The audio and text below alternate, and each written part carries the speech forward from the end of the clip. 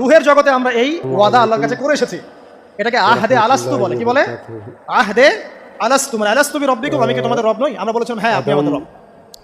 একটা মজার কথা আছে এখানে।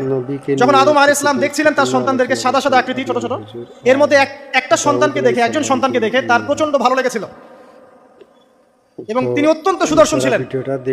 তাকে দেখে তার প্রচন্ড রকম ভালো লেগেছিল।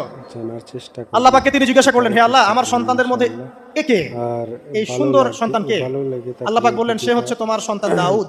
কি নাম? দাউদ আলাইহিস সালাম। আর আপনাকে বলে রাখি, আদম আলাইহিস সালামের ব্যাপারে যেমন আল্লাহ পাক বলেছেন আদম আমার খলিফা, ঠিক দাউদ আলাইহিস সালাম সম্পর্কেও আল্লাহ পাক বলেছেন দাউদ আমার খলিফা। বুঝতে পারলেন? কোথায় আছে? সূরা সাদ পড়ে দেখেন। ঠিক আদম আলাইহিস সালাম সম্পর্কে আল্লাহ পাক বলেছেন না যে আমি পৃথিবীতে খলিফা পাঠাচ্ছি, ঠিক দাউদ আলাইহিস সালাম সম্পর্কেও আল্লাহ পাক বলেছেন দাউদ আমার খলিফা। ইয়া দাউদ ইন্না জাআলনাকা খলিফাতান ফিল আরদ ফাহকুম বাইনান নাসি বিল হক ওয়া লা তাত্তাবি'ল হাওয়া। আয়াতটা পড়ে